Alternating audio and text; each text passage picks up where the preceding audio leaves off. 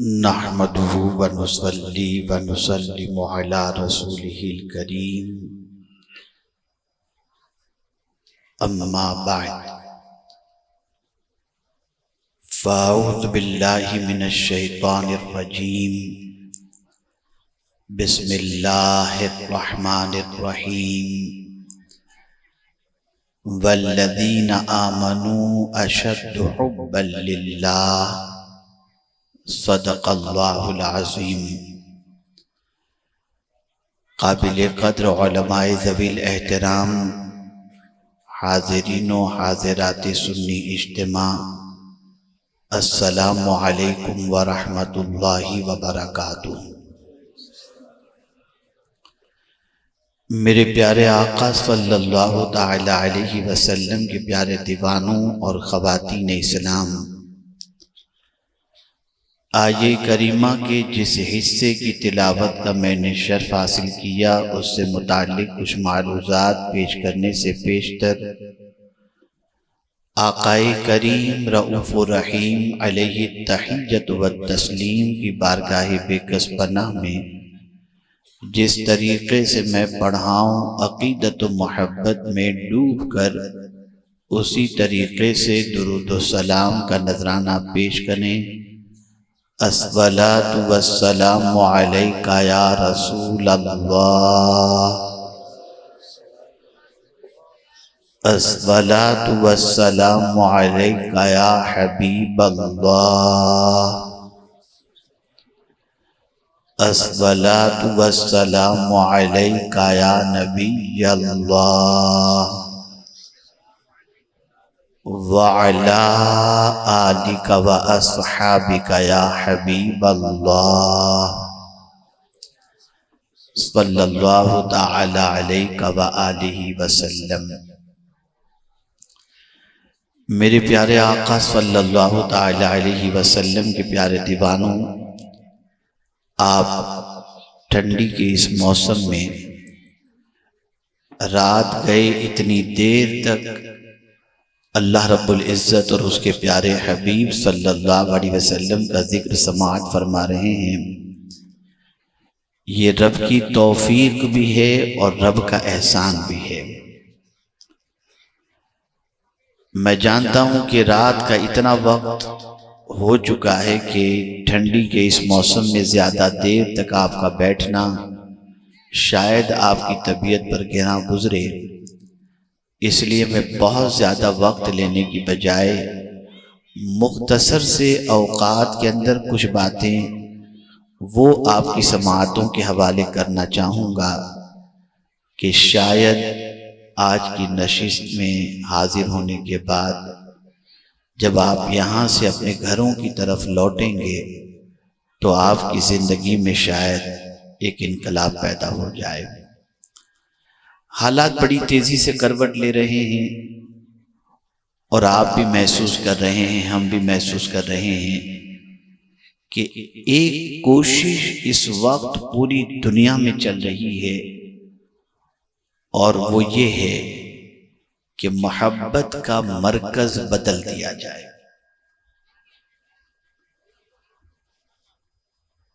جو انسان رب سے محبت کرتا تھا وہ شیطانی کاموں سے محبت میں گرفتار ہو جائے، جو رسول اعظم صلی اللہ علیہ وسلم سے محبت کرتا تھا وہ مال و زر کی محبت میں گرفتار ہو جائے،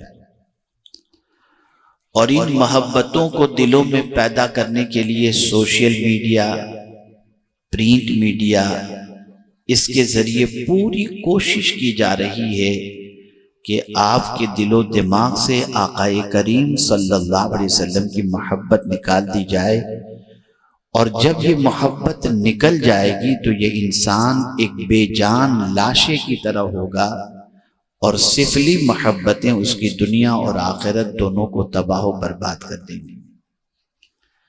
میرے پیارے آقا صلی اللہ تعالی علیہ وسلم کے پیارے دیوانوں، آقا کریم رؤوف الرحیم علیہ التحیۃ والتسلیم کی محبت انسان کو بے راہ روی سے روک دیتی ہے، رسول رحمت صلی اللہ علیہ وسلم کی محبت انسان کو گناہوں سے روک دیتی ہے، تاجدار کائنات صلی اللہ علیہ وسلم کی محبت ماں باپ کا وفادار بنا دیتی ہے۔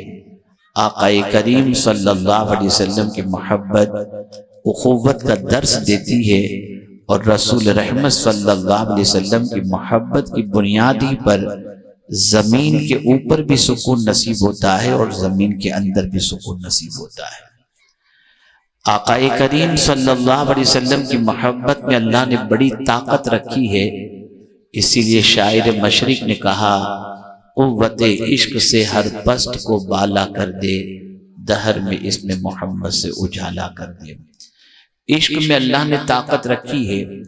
ایک بچی جو کبھی ماں کے سامنے کچھ نہیں کہتی، ایک بچی جو باپ کے سامنے نگاہوں کو نیچی رکھتی ہے، ایک بچی جو بھائی کے سامنے بغیر دوپٹے کے نہیں آتی، اگر وہ کسی ایسے شخص کی محبت میں گرفتار ہو جائے جس کی محبت کی بنیاد پر ہو سکتا ہے اس کی دنیا بھی برباد ہو اور آخرت بھی برباد ہو، تو اس غلط محبت کی بنیاد پر اس کے اندر ڈیرنگ پیدا ہو جاتی ہے، طاقت پیدا ہو جاتی ہے، اور وہی بچی ماں کے سامنے بھی زبان درازی کرتی ہے، باپ کے سامنے بھی زبان درازی کرتی ہے، اور اس کے بعد وہ گھر سے بھاگنے پر بھی تیار ہوتی ہے، ایمان چھوڑنے پر بھی تیار ہوتی ہے۔ تو جب آوارہ کی محبت اس کے دل کے اندر اس طرح سے قوت پیدا کر دیتی ہے، تو میں پوچھنا چاہتا ہوں، اگر سچی محبت مدینے کے تاجدار سے ہو جائے تو پھر کتنی محبت اس کے دل میں پیدا، کتنی طاقت اس کے اندر پیدا ہوگی۔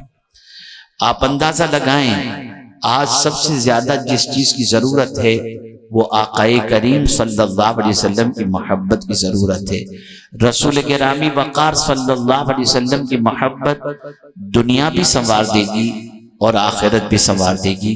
تاریخ گواہ ہے، جب تک مسلمانوں کے دلوں میں محبت مصطفیٰ صلی اللہ علیہ وسلم کا چراغ روشن تھا، ان کے قدم نہیں بہکتے تھے، ان کی زندگی کے اندر کوئی ایسی کیفیت نہیں ہوتی تھی جس کی بنیاد پر ان کی آخرت برباد ہو جائے۔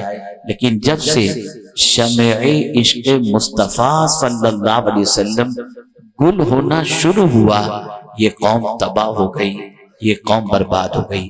میدان جنگ کا معاملہ ہو، میدان امن کا معاملہ ہو، گھروں کا معاملہ ہو، رشتہ داری کا معاملہ ہو، کہیں بھی آپ دیکھیں گے تو آپ کو یہ چیز نظر آئے گی، جب مصطفیٰ جان رحمت صلی اللہ علیہ وسلم کی محبت میں کوئی گرفتار ہوا، اس کی زندگی میں انقلاب پیدا ہو گیا۔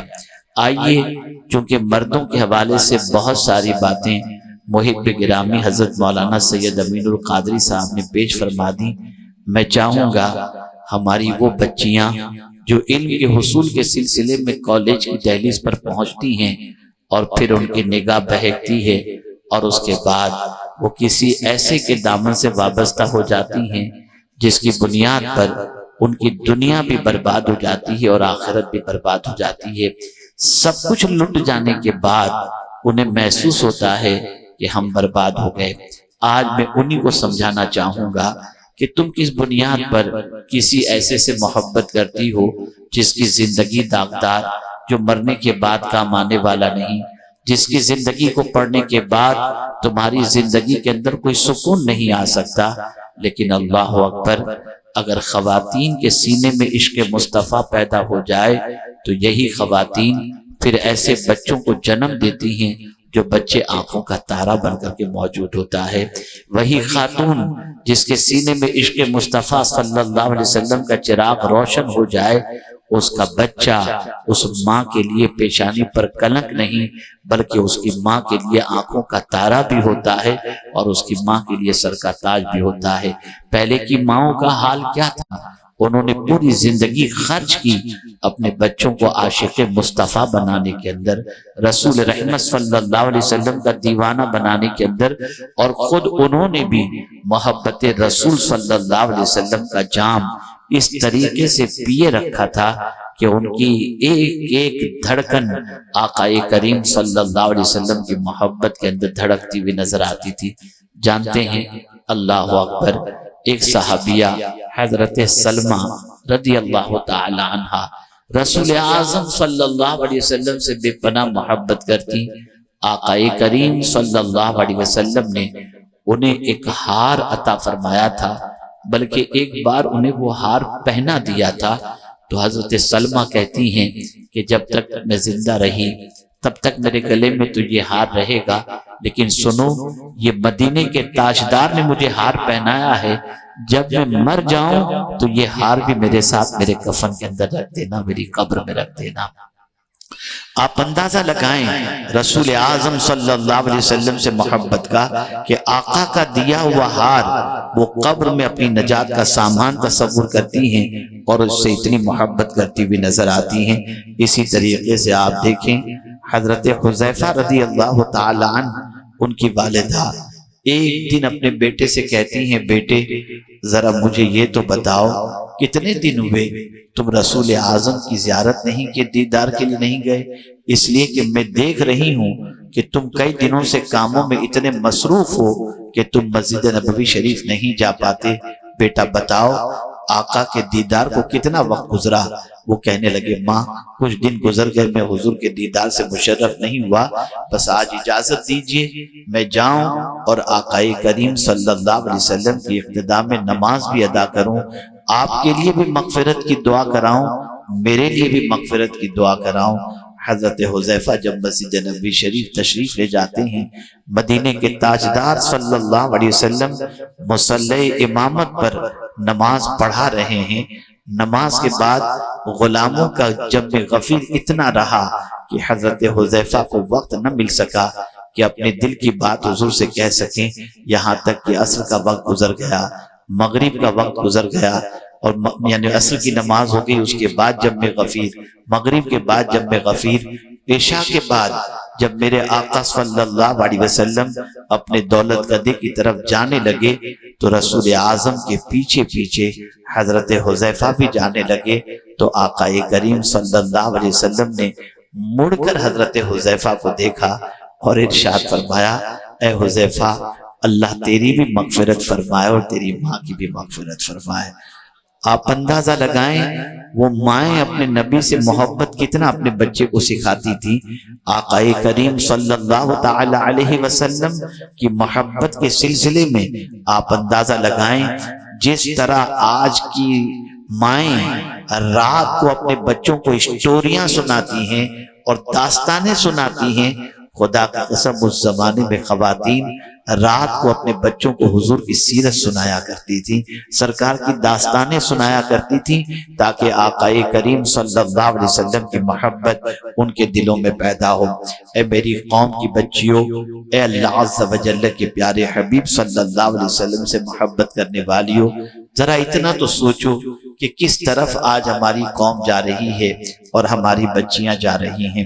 ہماری بچیوں کو دل و دماغ کے اندر یہ بات محفوظ کر لینا چاہیے کہ آپ اگر کسی ایسے کی محبت میں گرفتار ہو رہی ہیں جس کی محبت آپ کا ایمان بھی چھین لے، آپ کی آخرت بھی برباد کر لے، اور یہ چند لمحوں کی محبت آپ کی آخرت کو برباد کر دے، خدا کی قسم یہ محبت نہیں، یہ عذاب کو دعوت دینے کے مترادف ہے۔ میرے پیارے آقا صلی اللہ علیہ وسلم کے پیارے دیوانوں، آپ ذرا دیکھو، اور خواتین اسلام سے میں کہوں گا کہ اگر آج عورتوں کے قدم کے کوئی یعنی اگر کوئی عورت ماں بن جاتی ہے اور بیٹا اگر ماں کے قدموں کو چومتا ہے تو یہ بھی صدقہ ہے حضور صلی اللہ تعالی علیہ وسلم کا۔ اگر کوئی شوہر اپنی بیوی کے حقوق ادا کر رہا ہے تو یہ بھی صدقہ ہے پیغمبر رحمت صلی اللہ علیہ وسلم کا۔ بیٹی کی ولادت پر چہرہ اتارنے کی بجائے اللہ عز و جل کا شکر ادا کرتا ہے تو یہ بھی صدقہ ہے پیغمبر رحمت صلی اللہ علیہ وسلم کا۔ آپ ذرا دیکھیں عورت کو رسول اعظم صلی اللہ علیہ وسلم نے کتنا اونچا مقام عطا کیا۔ ایک عورت اگر ماں بن جاتی ہے تو جنت رسول اعظم نے اس کے قدموں کے نیچے رکھ دی۔ ایک عورت اگر بیوی ہے تو قرآن کے ذریعے حضور پیغام عطا فرما رہے ہیں کہ ان کے ساتھ اچھی طریقے سے پیش آیا کرو، وَعَاشِرُوهُنَّ بِالْمَعْرُوفِ هُنَّ لِبَاسٌ لَكُمْ وَأَنْتُمْ لِبَاسٌ لَهُنَّ۔ آپ اندازہ لگائیں ایک عورت اگر بیٹی ہے تو اس کی ولادت پر رسول اعظم صلی اللہ علیہ وسلم کیا فرماتے ہیں؟ آپ جانتے ہیں ایک صحابی بارگاہ رسول صلی اللہ علیہ وسلم میں حاضر آئے اور حاضر ہو کر عرض کرتے ہیں یا رسول اللہ صلی اللہ تعالی علیہ وسلم، میں نے ایک گھر دیکھا ہے جس گھر کی پوزیشن یہ ہے کہ اس کے گھر کی چھت سے لے کر کے آسمان تک نور کی ایک لکیر نظر آ رہی ہے، سرکار اس کی کیا وجہ ہوگی؟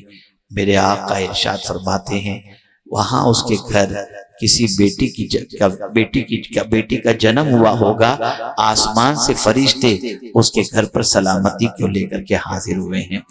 آپ اندازہ لگائیں اگر کوئی شخص اپنی ایک بیٹی کی پرورش اسلام کے اصول و ضوابط کے مطابق کرے، دو بیٹی کی پرورش اسلام کے اصول و ضوابط کے مطابق کرے، تین بیٹی کی پرورش اسلام کے اصول و ضوابط کے مطابق کرے، آقا کریم صلی اللہ علیہ وسلم فرماتے ہیں اللہ تعالیٰ ان بیٹیوں کو اپنے باپ کے لیے جہنم سے آڑ بنا دے گا اور وہ بیٹیاں اپنے باپ کو جہنم میں جانے سے بچا لیں گی۔ یہ بیٹیوں کو مرتبہ اللہ کے رسول صلی اللہ علیہ وسلم نے عطا فرمایا۔ آپ ذرا سوچیں وصال کے وقت پیغمبر رحمت صلی اللہ علیہ وسلم کی زبان اقدس پر کس کی فکر بول رہی تھی؟ رسول اعظم کی زبان پر عورتوں سے متعلق یہ ارشاد موجود تھا کہ یہ تمہارے ماتحت ہیں، ان کا خیال کرنا، ان کے ساتھ اچھا سلوک کرنا۔ وصال کے وقت بھی رسول اعظم یہ وصیت کرتے ہوئے جاتے ہیں۔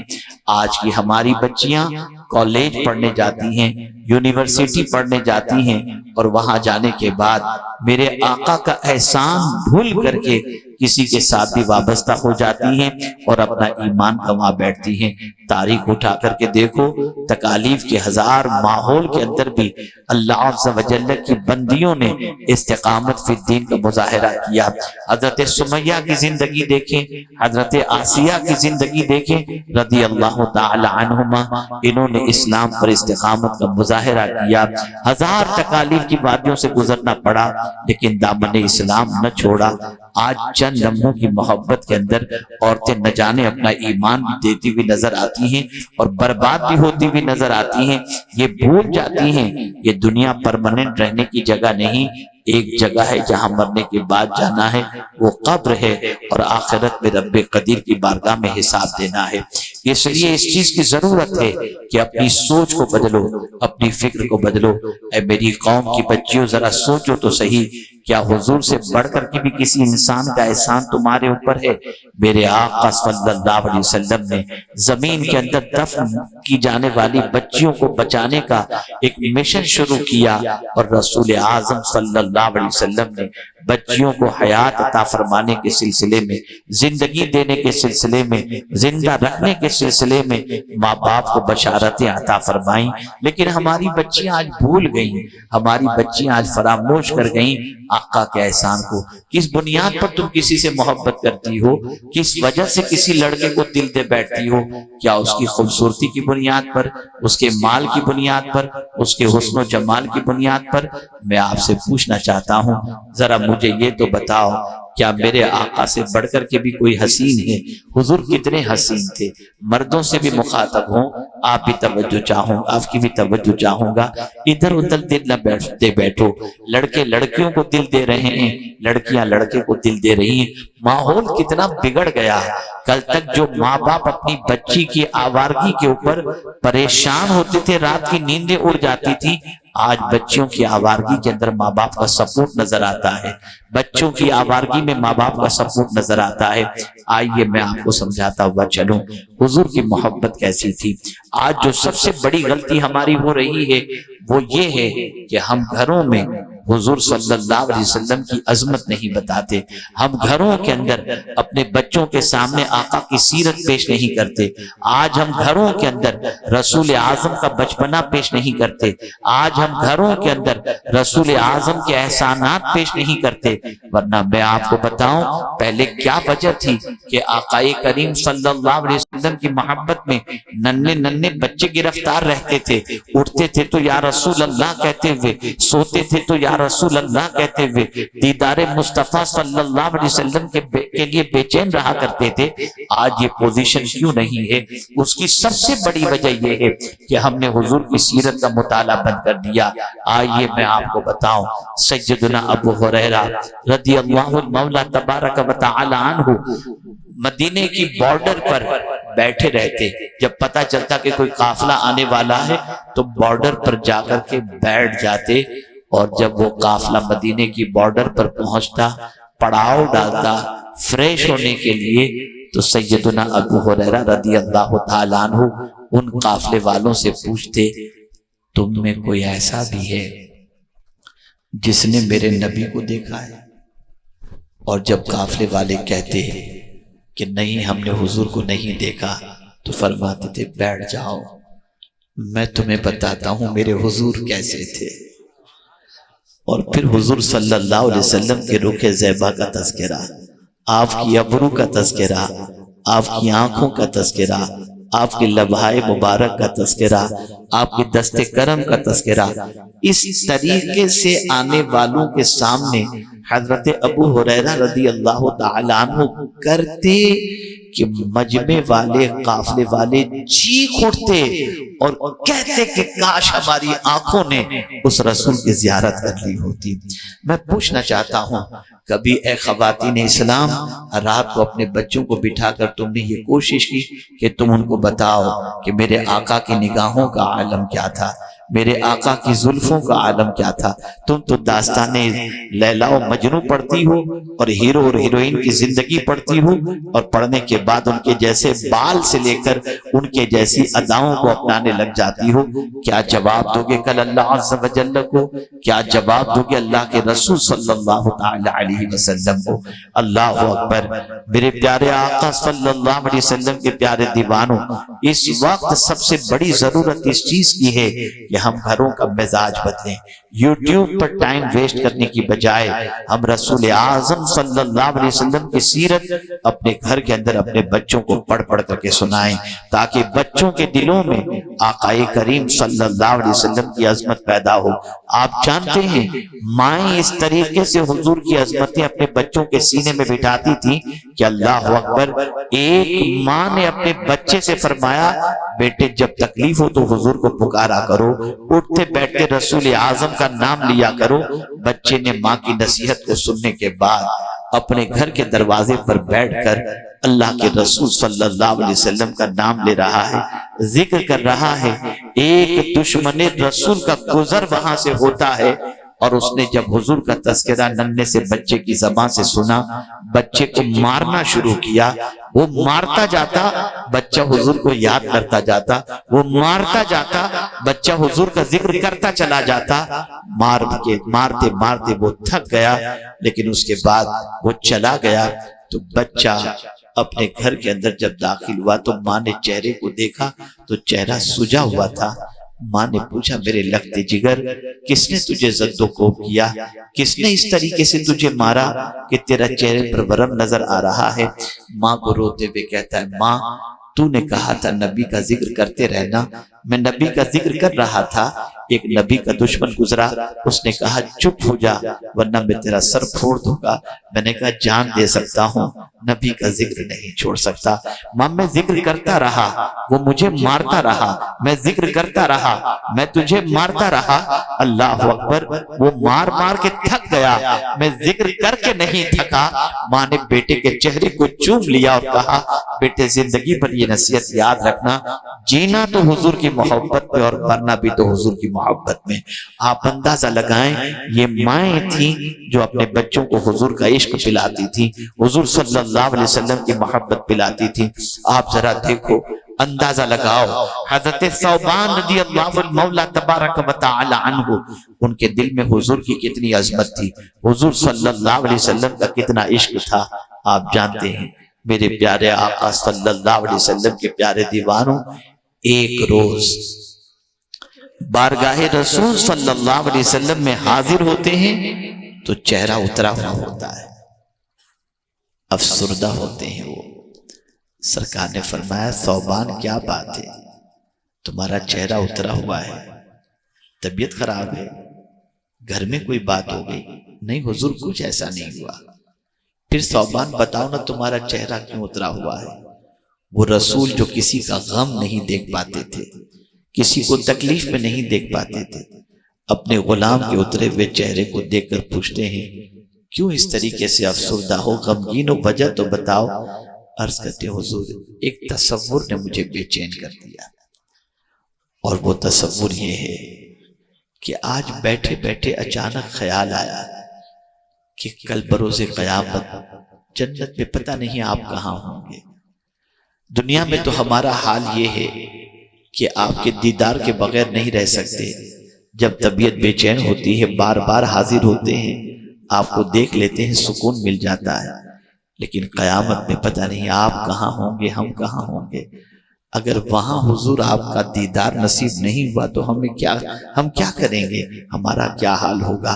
اس درد دل کے ساتھ انہوں نے یہ بات کہی کہ مولا کو حضرت ثوبان کے اس عشق پر پیار آ گیا، اور فوراً آیت کریمہ نازل فرما دی، من یطع اللہ والرسول فاولئک مع الذین انعم اللہ علیہم من النبیین والصدیقین والشہداء والصالحین۔ اللہ کے رسول صلی اللہ علیہ وسلم کی جو اطاعت کرے، اللہ کی جو اطاعت کرے، کل بروز قیامت وہ انبیاء کے ساتھ ہوگا، صدیقین کے ساتھ ہوگا، شہداء کے ساتھ ہوگا، صالحین کے ساتھ ہوگا۔ جب حضرت ثوبان نے یہ سنا کہ کل بروز قیامت مدینے کے تاجدار صلی اللہ علیہ وسلم کا ساتھ نصیب ہوگا، تو حضرت ثوبان کے کلیجے کو ٹھنڈک مل گئی۔ میں پوچھنا چاہتا ہوں، جو جنت میں بھی حضور کی زیارت کے بغیر رہنا پسند نہ کرتے ہوں، وہاں بھی حضور کی زیارت کے متمنی ہوں، آج امت مصطفیٰ صلی اللہ علیہ وسلم کا حال کیا ہے؟ العیاذ باللہ، رات نہ جانے کیا دیکھ کر سوتے ہیں، صبح اٹھ کر نہ جانے کیا دیکھتے ہیں۔ بلکہ میں ابھی فلائٹ میں آ رہا تھا، آج ہم اور سید صاحب وغیرہ آ رہے تھے، تو میں نے ایک بندے کو سڈنلی بس کے اندر یا ایئرپورٹ، مجھے خیال نہیں، اچانک میری نظر پڑ گئی۔ اس نے جب اپنے موبائل کو آن کیا، آف تھا، آن کیا، سب سے پہلے کسی ہیروئن کی تصویر نظر آئی۔ میں پوچھنا چاہتا ہوں، آج بچیوں کی اسکرین کے اوپر ہیرو کی تصویر، لڑکوں کے اسکرین کے اوپر ہیروئن کی تصویر، صبح و شام تم یہ سب چیزیں دیکھ کر اپنی آنکھوں کو گندی کر رہے ہو، اپنی آنکھوں کو تباہ کر رہے ہو۔ جانتے ہو قبر میں رخ مصطفیٰ صلی اللہ علیہ وسلم دکھایا جائے گا۔ میں تو سرکار کے اس احسان کو یاد کرتا ہوں تو میری عقل دنگ رہ جاتی ہے۔ حضرت ثوبان رضی اللہ تعالیٰ عنہ فرماتے ہیں کہ آقا کریم صلی اللہ علیہ وسلم ایک دن یہ دعا کر رہے تھے، اے اللہ میرے احبہ سے مجھے ملا دے، میرے احبہ سے مجھے ملا دے۔ تو حضرت ثوبان رضی اللہ تعالیٰ عنہ عرض کرتے ہیں، یا رسول اللہ صلی اللہ تعالیٰ علیہ وسلم، کیا ہمارے علاوہ بھی کوئی آپ کے احبہ ہیں جن سے ملنے کی آپ دعا کرتے ہیں؟ تو میرے آقا صلی اللہ علیہ وسلم نے فرمایا، اے ثوبان تم تو وہی اترتے دیکھتے ہو، میرے پیچھے نماز بھی پڑھتے ہو، مجھے دن میں کئی مرتبہ دیکھتے ہو، میرے ساتھ بیٹھتے بھی ہو، میری صحبت بھی حاصل کرتے ہو۔ سنو، تم جس چیز کا تذکرہ کرتے ہو کہ میں کن احبہ سے ملنا چاہتا ہوں، تو آؤ میں تمہیں بتا دوں، قرب قیامت کچھ ایسے لوگ پیدا ہوں گے جنہوں نے مجھے دیکھا نہیں، مجھے صرف کتابوں میں پڑھا ہوگا، اور مجھ سے اتنی محبت کریں گے کہ مجھ پر سب کچھ لٹانے کے لیے تیار ہو جائیں گے۔ میں ان سے ملنے کی اللہ کی بارگاہ میں دعا کر رہا ہوں۔ اے رسول اعظم صلی اللہ علیہ وسلم کے دیوانوں، سرکار کا سچا عشق اپنے دل میں پیدا کرو، محبت اپنے دل کے اندر پیدا کرو۔ آپ جانتے ہیں اللہ کو ہم سے محبت ہے، رسول اعظم صلی اللہ تعالی علیہ وسلم کے واسطے سے ہمیں کنتم خیر امہ کا لقب ملا۔ رسول اعظم صلی اللہ علیہ وسلم کے صدقے میں اس امت کے اعمال کو پروردگار جل جلالہ کئی اضافے کے ساتھ اس امت کے اعمال نامے کے اندر ثواب کو بڑھا دے گا، اس کے عمل کے ثواب کو بڑھا دے گا۔ یہ سب کچھ صدقہ ہے آقا کریم صلی اللہ تعالی علیہ وسلم کا۔ اب میں آپ کو بتاؤں حضور کی امت سے یعنی ہم سے اللہ کو کتنا پیار ہے۔ میں محبت کو تھوڑا سا سمجھا دوں۔ محبت میں ایسا ہوتا ہے کہ جس سے محبت ہوتی ہے نا، اس کو اگر کثیر بھی دیا جائے تو قلیل لگتا ہے۔ جس سے محبت ہوتی ہے نا، اس کو کثیر بھی دیا جائے تو قلیل لگتا ہے۔ اور محبوب جو ہے جس سے محبت ہے وہ اگر قلیل بھی دے تو وہ کثیر لگتا ہے۔ میں آپ کو بتاؤں، ایک بیٹے سے آپ کو محبت ہے، بیٹے نے لا کر نوکیا کا فون آپ کو دے دیا، تو آپ اس نوکیا کے فون کو لے کر کہہ رہے میرے بیٹے نے دیا ہے، دوسروں کو میرے بیٹے نے دیا ہے، یہ میرے بیٹے نے دیا نوکیا کا فون، لیکن اس کے عوض کے اندر آپ اپنے بیٹے کو آئی فون 15 لے کر کے دیں، اور بیٹا کہے ابا آپ نے مجھے یہ دیا، نہیں بیٹا تیرے سے بڑھ کر تھوڑی ہے، تو کچھ بھی نہیں ہے اور میں تجھے عطا کر، یہ ایک سمجھنے سمجھانے کے لیے۔ آئیے میں رب کو ہم سے کتنی محبت ہے حضور کی وجہ سے یہ بتاؤں۔ اللہ نے پوری دنیا ہمیں عطا فرمائی، دنیا کی چیزیں ہمیں عطا فرمائی، لیکن یہ سب دے کر اللہ کیا فرماتا ہے؟ قل متاع الدنیا قلیل، اے میرے محبوب کہہ دو یہ دنیا کی متاع بہت مختصر ہے۔ حالانکہ متاع دنیا کی پوزیشن میں آپ دیکھیں، یہ زمین ہے، یہ آسمان ہے، یہ پانی ہے، یہ زندگی ہے، سب کچھ آپ دیکھ لیں، اتنا کچھ ہے جس کی کوئی انتہا نہیں، لیکن مولا فرماتا ہے قل متاع الدنیا قلیل، یہ متاع دنیا قلیل ہے۔ لیکن یہی بندہ جو اللہ کی ایک نعمت کا بھی صحیح معنوں میں حق ادا نہیں کرتا، اس کے بندے اور بندیاں اللہ کا ذکر کریں تو اللہ فرماتے ہیں وَالذَّاكِرِينَ اللَّهَ كَثِيرًا وَالذَّاكِرَاتِ، کہ بندے اگر اللہ کا ذکر کریں تو اللہ اس کو قلیل نہیں کہتا، کثرت سے میرا ذکر کرنے والے اور کثرت سے میرا ذکر کرنے والیاں بندی۔ پتہ چلا اللہ کو ہم سے اتنی محبت ہے کہ ہم تھوڑا ذکر کریں تو بھی اللہ اسے زیادہ مانتا ہے، اور اگر اللہ عز و جل سب کچھ ہم کو دے کر کے بھی یہ فرماتا ہے کہ بہت مختصر ہے، کتنی محبت ہے میرے پروردگار کو ہم سے۔ اللہ اکبر۔ حضرت ابراہیم علیہ الصلوۃ والتسلیم کی معراج ہوئی، کیا معراج تھی؟ وَكَذَلِكَ نُرِي إِبْرَاهِيمَ مَلَكُوتَ السَّمَاوَاتِ وَالْأَرْضِ، یہ حضرت ابراہیم علیہ السلام کی معراج آپ ذرا دیکھیں۔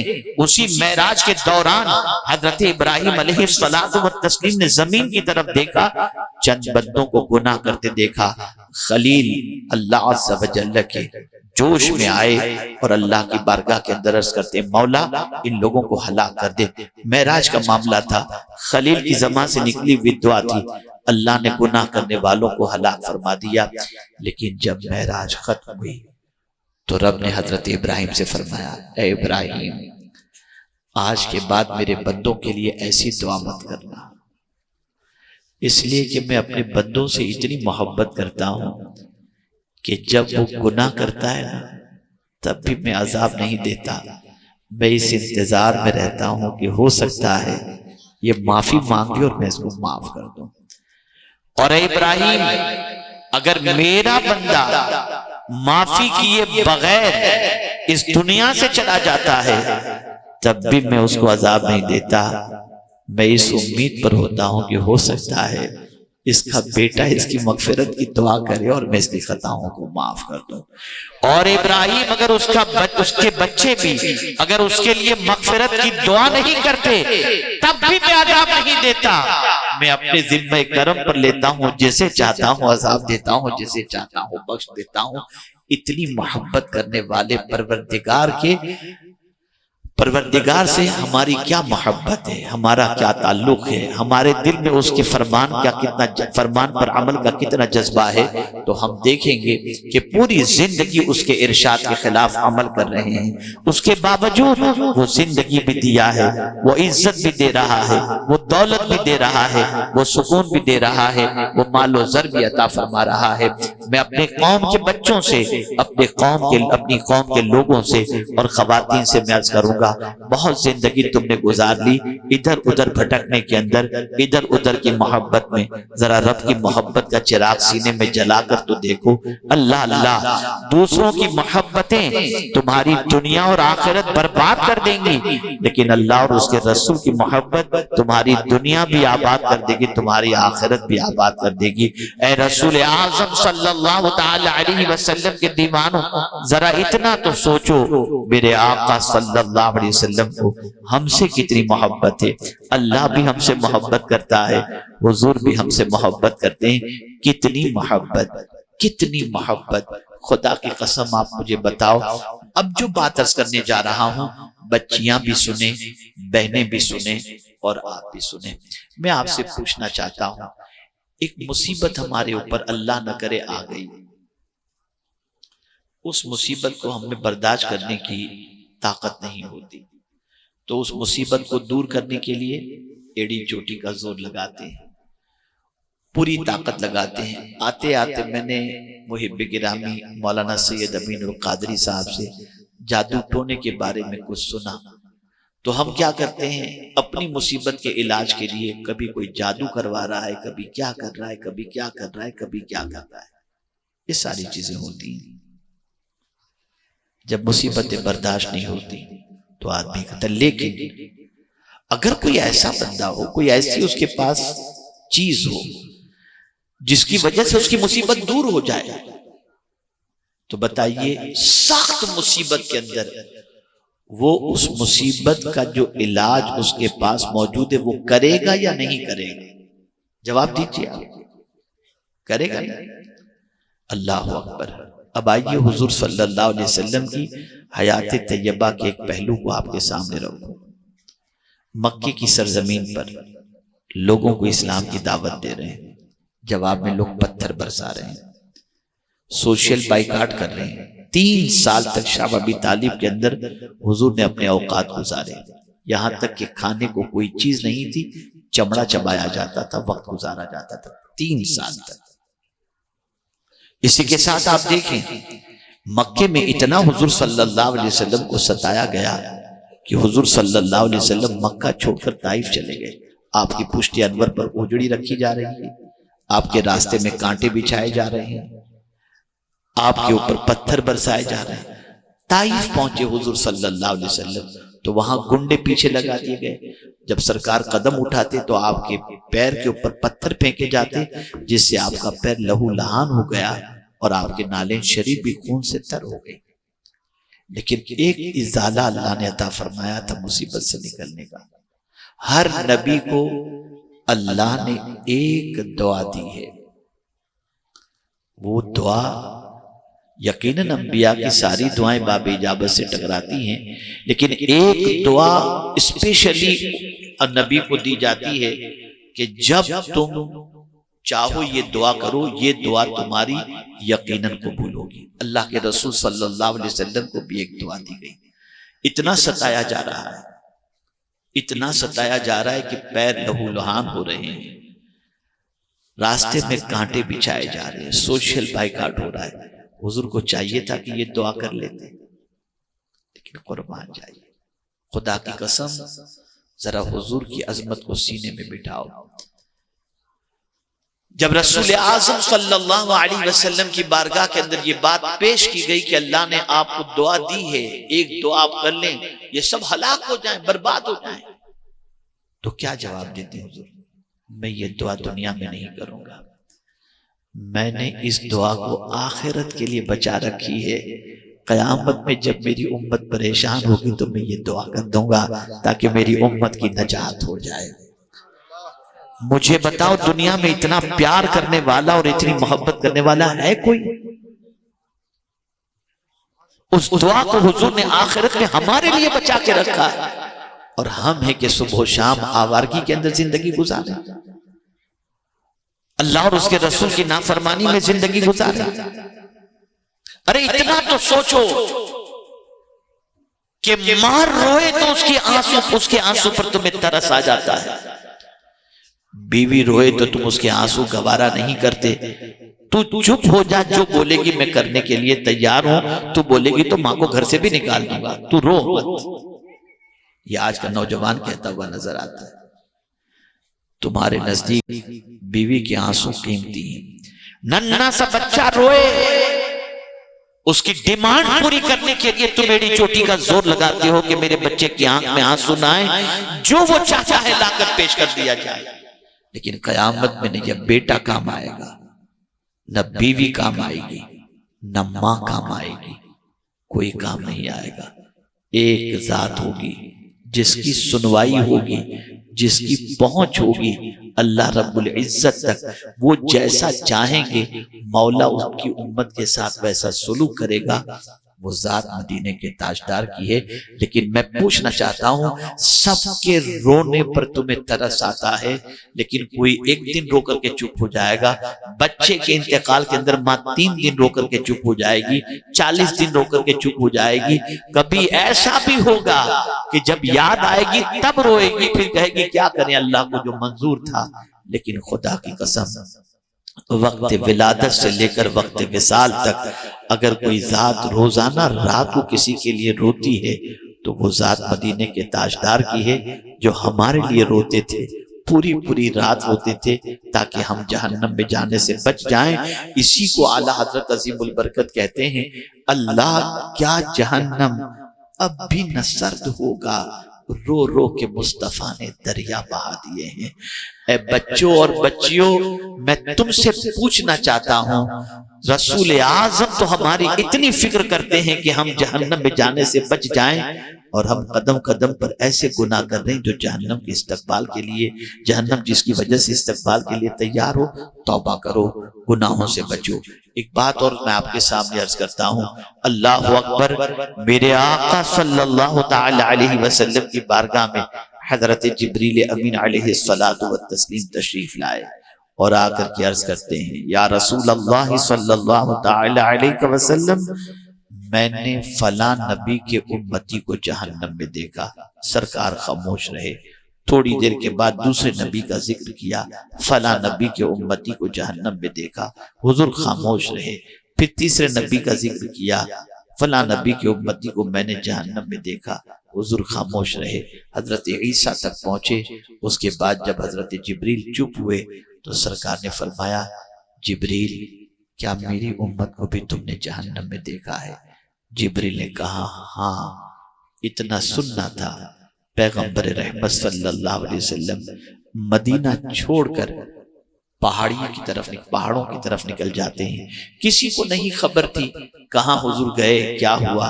یہ بات دونوں کے درمیان ہوئی، حضور تشریف لے گئے۔ صبح ہوئی، صدیق اکبر رضی اللہ تعالیٰ عنہ حضور کی ملاقات کے لیے تشریف لے گئے، حضور کو نہیں پایا۔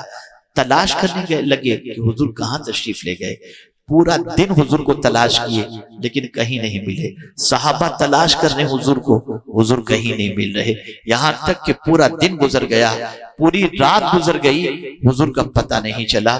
صحابہ نے کھانا چھوڑ دیا، گھروں میں چولہے جلنے بند ہو گئے، سب پریشان کہ حضور کہاں ہیں۔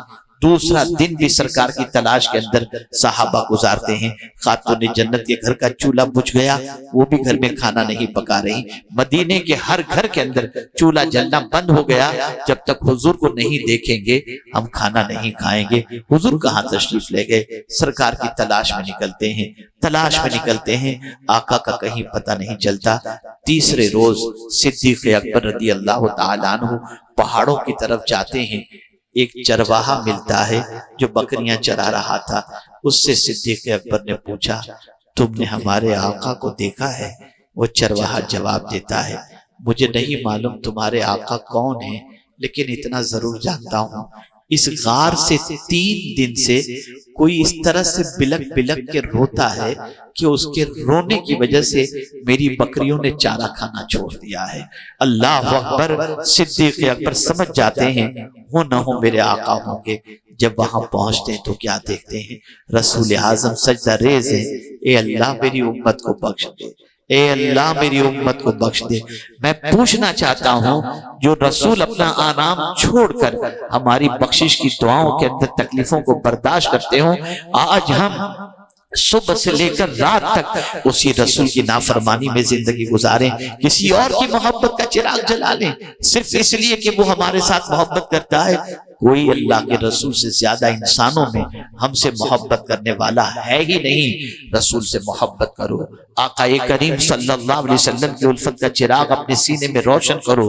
حضور صلی اللہ علیہ وسلم کی محبت دنیا میں بھی کام آئے گی، آخرت میں بھی کام آئے گی۔ ایک اور بات میں آپ سے عرض کر دوں، پتھر حضور سے محبت کرے تو جنتی بن جاتا ہے، درخت کا تنا حضور سے محبت کرے جنتی بن جاتا ہے۔ اللہ اکبر. آپ ذرا دیکھیں، پتھر محبت کرے، پہاڑ محبت کرے، وہ سب جنتی بن جاتے ہیں. اگر ہم نے بھی حضور سے محبت کی، ہم بھی انشاءاللہ جنتی بن جائیں گے. بس اب ایک آخری بات، ایک سوچ اس وقت مرد و خواتین کے دل و دماغ کے اندر ہے، پلاننگ چل رہی ہے جکڑنے کی، تباہ کرنے کی، پریشان کرنے کی. آپ اگر ان ساری چیزوں سے بچنا چاہتے ہیں، ایک نسخہ آپ کی سماعتوں کے حوالے کر دوں. ابو جہل مٹھی میں کنکریاں لے کر، کنکریاں کہاں تھی میں سوال پوچھوں گا، آپ جواب دیں گے. میں بہت آرام سے تقریر کر رہا ہوں اور مجھے خوشی کہ بڑے مزے سے آپ سن رہے ہو، پوری توجہ کے ساتھ. میں توجہ چاہوں گا. مجھے بتاؤ، ابو جہل نے مٹھی میں کنکریاں کی، کنکریاں کہاں تھی؟ بولیے بولیے زور سے ذرا بولیے. کس میں تھی؟ مٹھی میں. یہ مٹھی کے اندر ہے نا. اور آ کر کے کہتا ہے، اے محمد صلی اللہ علیہ وسلم، میری مٹھی میں کیا ہے تم بتاؤ. حضور مسکرائے اور ارشاد فرمایا، میں بتاؤں کہ تیری مٹھی میں کیا ہے، یا جو مٹھی میں ہے وہ بتا دے کہ میں کون ہوں؟ اس نے کہا جو مٹھی میں ہے اگر وہ بتا دے کہ آپ کون ہیں تو کیا کہنا، سرکار صلی اللہ علیہ وسلم. توجہ چاہوں گا جس جملے پر. کنکریاں کہاں تھیں؟ بولیے مٹھی میں. آقا کریم صلی اللہ علیہ وسلم نے کنکریوں کو حکم دیا، اے کنکریوں ذرا بتا دو میں کون ہوں. اور ابو جہل سے کہا کہ کان کی طرف اپنی مٹھی کو کر لے، دیکھ کنکریاں بتائیں گے کہ میں کون ہوں. تو کنکریوں سے آواز آئی کلمہ شہادت کی، اشہد ان لا الہ الا اللہ واشہد ان محمدن عبدہ ورسولہ. تو ہوا کیا؟ توجہ چاہوں. تو ہوا کیا؟ ابو جہل نے مٹھی کھولی اور کنکریوں کو پھینک دیا. مٹھی کھولی، کنکریوں کو پھینک دیا. کنکریوں نے مزاج دیا. مزاج کیا دیا؟ جب تک حضور کی بات نہیں مانے تھے، ظالم کے پنجے میں تھے. حضور نے کہا میں کون ہوں بتا دو. حضور کی بات ہم نے مان لی، ظالم کے پنجے سے آزادی نصیب ہو گئی. اگر آج بھی ہم ظالم کے پنجوں سے رہائی چاہتے ہیں، سب کی چھوڑو، رب کی مانو، اس کے حبیب کی مانو، ظالم کے پنجوں سے رہائی نصیب ہو جائے گی. آج ضرورت اس چیز کی ہے. ڈاکٹر کہہ دے تو ماسک لگا لیتے ہو، ڈاکٹر کہہ دے تو سوشل جو ہے وہ ڈسٹینس بنا لیتے ہو، ڈاکٹر کہہ دے یہ کرو، سی سی ٹی وی کیمرہ لگا رہتا ہے تو نہ جانے کیا. ہم تو دیکھتے ہیں تو گاڑی میں بیٹھتے سیٹی کے اندر فوراً ڈرائیور ہم کو کہتے ہیں جلدی سے بیلٹ لگا لیجئے، سیٹ بیلٹ لگا لیجئے. اللہ اکبر.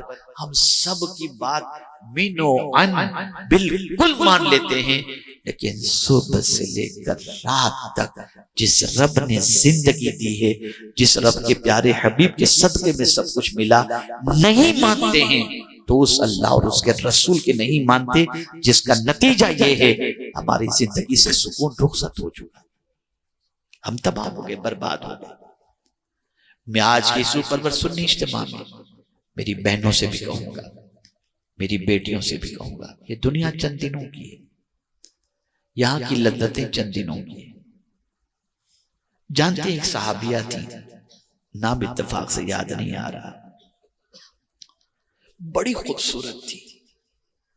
حضرت عبد الرحمن ابن عوف جیسے مالدار صحابی سے رشتہ آیا. حضرت عبد الرحمن ابن عوف اتنا مال تھا ان کے پاس جس کی کوئی انتہا نہیں، اور وہ صحابیہ بہت خوبصورت تھی. رشتہ آیا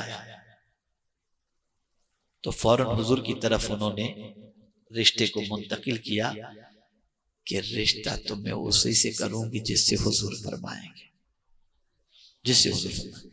اب حضور صلی اللہ علیہ وسلم نے اس رشتے کے حوالے سے کیا فرمایا؟ میں چاہتا ہوں کہ تمہاری شادی اسامہ کے ساتھ ہو جائے. اب کہاں حضرت اسامہ اور کہاں حضرت عبد الرحمن ابن عوف. لیکن جب میں نے اس صحابیہ کے جملے پڑھے تو ان کے عشق رسول پر فدا ہونے کو جی چاہا. وہ کہتی ہیں حضور آپ جس کے ساتھ فرما دیں میں اس سے نکاح کر لوں گی. قیامت پہ فخر سے کہوں گی میرے شوہر کا انتخاب مدینے کے تاجدار نے کیا ہے. قیامت کے دن میں کہوں گا۔ آج نہ ایمان دیکھا جاتا ہے، نہ دھرم دیکھا جاتا ہے، نہ کوئی چیز دیکھی جاتی ہے، آنکھ لڑی چل پڑی۔ کیا ہوگا یہ سب؟ کیا مرنا نہیں؟ کیا قبر میں نہیں جانا ہے؟ ڈر نہیں لگتا تمہیں؟ اتنا تمہارا ایمان کمزور ہو گیا کہ تم اس چیز کی بھی فکر نہیں کرتی ہو کہ اللہ عز و جل کو کیا جواب دیں گے؟ وہ ماں وہ باپ جنہوں نے زندگی تمہارے پالنے کے اندر تمہاری پرورش میں گزار دی، آج تمہیں ان کی خوشی اور غم کا خیال بھی نہیں، اپنی موت مستی میں لگ گئے، کیا لڑکا اور کیا لڑکی۔ ڈرو اللہ سے، چند دنوں کی زندگی، ایک دن اللہ کے حضور حاضر ہونا ہے، رسول رحمت صلی اللہ علیہ وسلم کو قبر میں منہ دکھانا ہے۔ خبردار اپنی زندگی کو سنوارو۔ میں اپنی بچیوں سے، خواتین اسلام سے مؤدبانہ گزارش کروں گا، یاد رکھو آقا کریم صلی اللہ علیہ وسلم نے فرمایا الدنیا متاع وخیر متاع الدنیا المرأة الصالحہ۔ دنیا برتنے کی چیز ہے، اور دنیا کی چیزوں میں سب سے بہترین برتنے کی چیز نیک عورت ہے۔ سب سے بہترین چیز نیک عورت ہے۔ وہ بندہ بڑا خوش نصیب ہے جسے اللہ نیک عورت عطا فرماتے، بہت خوش نصیب ہے۔ دنیا نے محسوس کیا نیک عورت ہوگی بچے نیک ہوں گے، نیک عورت ہوگی گھر کا ماحول نیک ہوگا، نیک عورت ہوگی اللہ عز و جل کی اطاعت تو اس کے رسول صلی اللہ علیہ وسلم کی اطاعت کی طرف لے جائے گی۔ تو اس عورت ہی کو خراب کر دو تاکہ پروڈکشن اچھا نہ نکلے۔ جب ڈائی خراب ہوگی تو پروڈکشن کہاں سے اچھا نکلے گا؟ اب ماں ڈانس دیکھ رہی ہے، بچہ پیٹ کے اندر ہے تو ڈانسر ہی پیدا ہوگا۔ ایک زمانہ تھا، کیا نہیں معلوم؟ میرے غوث پاک ماں کے شکم سے 17 پارے کے حافظ کیسے پیدا ہوئے؟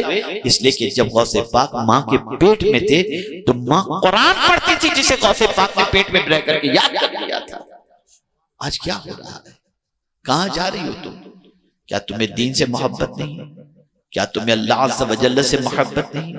کیا تمہیں اللہ کے رسول صلی اللہ علیہ وسلم سے محبت نہیں؟ چند دنوں کی عیش کی زندگی کی خاطر اپنی آخرت کو برباد کر دینا، یہ کہاں کی عقل مندی ہے؟ بدلو اپنی سوچ کو، ماحول بناؤ، اچھے بنو، اچھے بناؤ۔ تمہارے اوپر اس وقت بہت بڑی ذمہ داری ہے، بہت بڑی رسپانسبلٹی ہے، بہت بڑی ذمہ داری ہے۔ اب اس کو ایک اور انداز سے سمجھاؤں، جو آپ میں ہوگا نا وہی آپ دوسروں کے سامنے پیش کریں گے۔ توجہ چاہوں گا، جو آپ میں ہوگا وہی آپ دوسروں کے سامنے پیش کریں گے۔ آپ میں اچھائی ہوگی اچھائی پیش کریں گے، برائی ہوگی برائی پیش کریں گے۔ اچھے بن جاؤ تاکہ آپ سے جو چیز نکلے وہ بھی اچھی ہو، وہ بھی اچھی ہو۔ ماحول بدلنے کی ضرورت ہے۔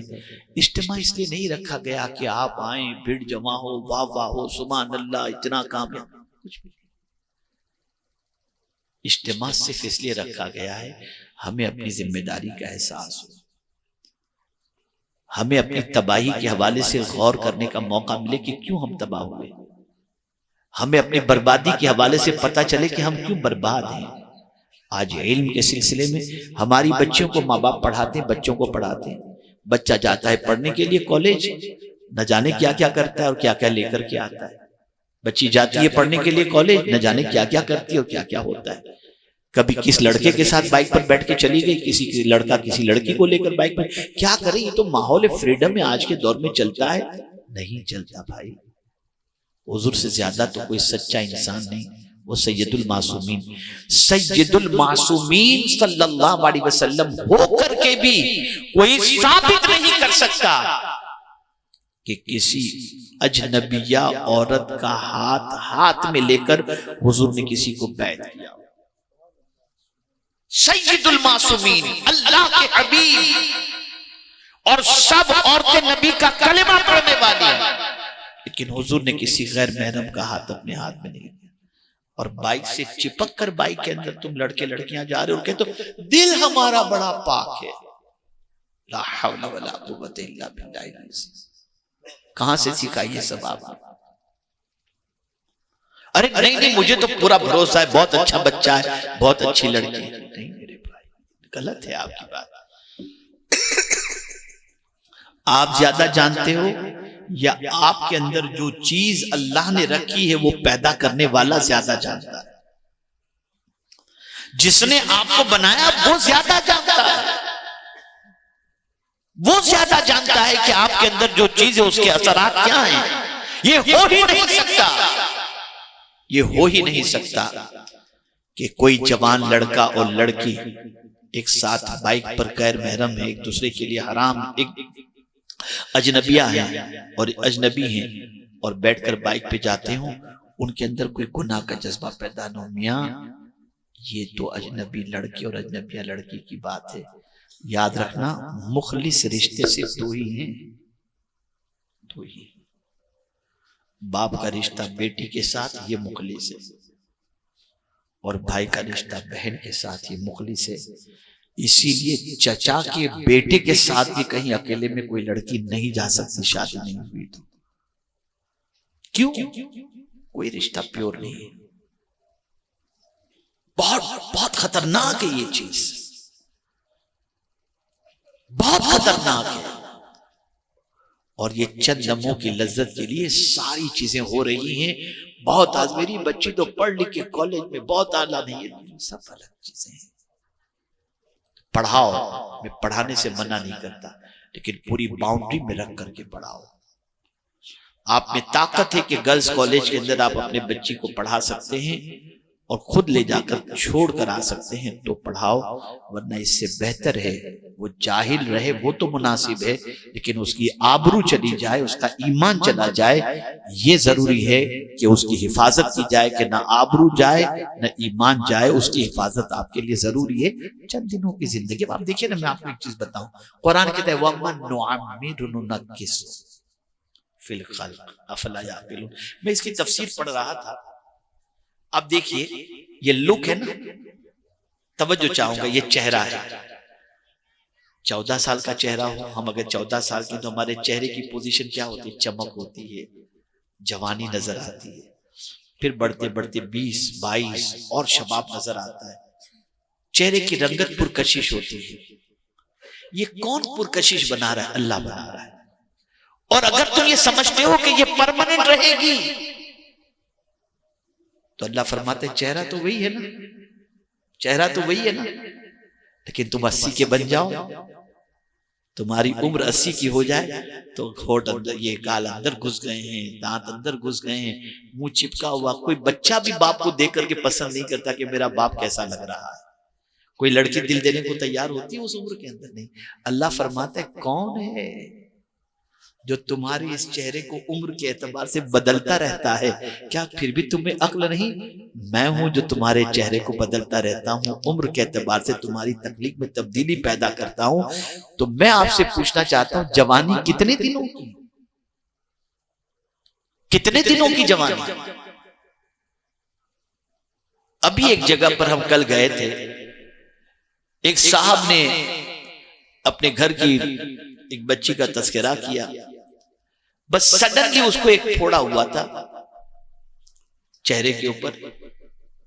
بڑے باپ کی بیٹی، دکھنے میں اللہ تعالیٰ نے اس کو بہت حسن عطا فرمایا تھا جیسا کہ وہ لوگ، لیکن ایک پھوڑی ہوئی. کسی ڈاکٹر نے کہہ دیا یہ کینسر ہے. انہوں نے کینسر کا علاج شروع کروایا. وہ کینسر نہیں تھا، لیکن علاج کرنے کی وجہ سے شکل ختم ہو گئی. کس چیز پر گھمنڈ کر رہے ہیں آج؟ بچو، ڈرو اللہ سے، ڈرو اللہ سے. ہم نہیں جانتے کہ کل ہمارے چہرہ ایسا ہی رہے گا یا نہیں رہے گا، نہیں جانتے ہم. اس لیے حضرت عبداللہ ابن مبارک رضی اللہ تعالیٰ عنہ روزانہ صبح اٹھ کر اپنے چہرے کو آئینے کے سامنے دیکھتے تھے.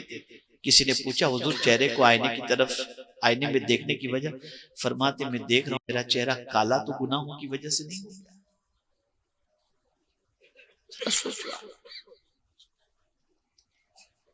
اور جس چہرے پر میک اپ کر کے ہماری بچیاں اٹریکٹ کرنے کے لیے، امپریس کرنے کے لیے لڑکے اور لڑکیاں بن سور کر کے جاتی ہیں کہ ہماری بیوٹی کے اوپر لوگ مرنے کے لیے تیار ہو جائیں۔ قرآن نے اسی چہرے کو ٹارگٹ کیا اور کیا فرمایا جانتے ہیں؟ یوم تقلب وجوہہم فی النار، قیامت کے دن ان کے چہرے کو الٹ پلٹ کیا جائے گا۔ کس میں؟ تندوری کھاتے ہو نا، تو تندوری کو آپ گھر کے اندر دیکھتے ہوں گے کہ چولہے پر الٹ پلٹ کیا جاتا ہے، مرغی کو جب وہ کرتے ہیں تو الٹ پلٹ کرتے ہیں۔ قرآن کہتا ہے قیامت کے دن ان کے چہروں کو جہنم کی آگ میں ایسے الٹ پلٹ کیا جائے گا۔ کیوں؟ اب قرآن کہہ رہا ہے کن کے چہروں کو، اور وہ کیا کہیں گے جن کے چہروں کو الٹ پلٹ کیا جائے گا؟ یقولون یا لیتنا اطعنا اللہ و اطعنا الرسول، قیامت میں وہ کہیں گے کاش ہم اللہ کی بات مانے ہوتے، اللہ کے رسول کی بات مانے ہوتے۔ ایک چھوٹا سا تنکا اگر ہمارے چہرے پر کسی آگ کا پہنچ جائے تو اس کی جلن ختم نہیں ہوتی، جہنم کی آگ کی تکلیف وہ کیسے برداشت کر سکتے؟ چھوڑ دو یہ سب، بہت کچھ ہو گیا۔ گناہ کر کے آپ نے اپنی زندگی دیکھی ہوگی، بہت ساروں نے، میں یہ نہیں کہتا کہ آپ سب گنہگار ہیں، لیکن جو لوگ گناہ کرتے ہیں انہوں نے گناہ کر کے اپنی گناہ کی لذتوں کو محسوس کر لیا ہوگا۔ میاں یاد رکھنا، گناہ میں لذت ہے، عزت نہیں ہے۔ گناہ میں بے قراری ہے، سکون نہیں ہے۔ گناہ کبھی اپنے ساتھ اچھائیاں لے کر یا سکون لے کر کے نہیں آتا۔ گناہ کا نتیجہ ہمیشہ بے چینی ہے، گناہ کا نتیجہ ہمیشہ بے قراری ہے۔ لیکن احساس گناہ کب ہوتا ہے؟ جب آدمی 60 کے قریب پہنچتا ہے نا، اور بیٹا اپنے باپ کو یوں کیوں مجھے اس طریقے سے کہتے ہو، تب وہ اکیلے میں رو کر کہتا ہے کہ شاید یہ میری جوانی کے گناہ کا نتیجہ ہے۔ تب اسے یاد آتا ہے۔ جب باپ بوڑھا ہو جائے اور بیٹا گھر سے مار کر کے نکالتا ہے، تب اس وقت باپ کو اپنے جوانی کے گناہ یاد آتے ہیں۔ بس ایک آخری بات عرض کر کے میں اپنی گفتگو ختم کرتا ہوں۔ میرے ایک بہت اچھے دوست، اللہ نے بہت نوازا ان کو، ان کا بیٹا تھوڑا سا آؤٹ آف ٹریک ہوا تو انہوں نے مجھے فون کیا، حضرت آپ کی بات وہ مانے گا، بہت محبت کرتا ہے آپ سے۔ میں نے کہا ٹھیک ہے، مجھے نمبر دیجئے، میں بات کروں گا۔ 2 4 6 8 مرتبہ میں نے اس سے فون پہ بات کی، اس کو سمجھانے کی میں نے کوشش کی۔ آپ جانتے ہیں کچھ دنوں کے بعد اس بچے کے باپ نے مجھ سے کہا حضرت اب مت سمجھائیے گا میرے بیٹے کو، اب مت سمجھائیے گا میرے بیٹے کو۔ میں نے کہا کیا پرفیکٹ لائن پر آ گیا؟ بولے نہیں، جوانوں جن کے بچے ابھی چھوٹے چھوٹے ہیں نا، یا جن کی شادی نہیں ہوئی، وہ خاص طور پر سنیں۔ انہوں نے کہا نہیں میرا بیٹا سدھرا نہیں ہے، لیکن آپ اب میرے بیٹے کو کچھ بولنا نہیں۔ میں نے کہا کیوں؟ بولے حضرت ایک مرتبہ میں غصے میں آ کر میرے بیٹے سے میں نے کہا بیٹا یہ غلط راستے پہ جانا چھوڑ دے، تو پلٹ کر میرے بیٹے نے کہا ابا میری عمر کے آپ تھے تو آپ کیا کرتے تھے؟ اس نے کہا میری آنکھوں میں آنسو آ گئے اس لیے کہ مجھ سے بھی جوانی میں غلطیاں ہوئی تھی۔ یہ نہ سمجھنا کہ آج کچھ بھی کر لو اور اس کے بعد بڑھاپے کے اندر بچہ کچھ نہیں، ساری چیزیں ریئیکشن۔ آج اپنے آپ کو بچاؤ، گناہوں سے بچاؤ، برائیوں سے بچاؤ، اچھے بن جاؤ۔ اچھے بنو گے زندگی میں بھی سکون، موت میں بھی سکون، آخرت میں بھی سکون۔ اور اگر ایسے ہی لاؤبالی پن میں زندگی گزارو گے تو پھر ختم، پھر کوئی فائدہ نہیں، پھر آپ دیکھ لینا کوئی فائدہ نہیں۔ آپ اگر طاقتور بننا چاہتے ہو تو نیکیوں سے محبت کرو، گناہوں سے نفرت کرو، اللہ طاقتور بنا دے گا۔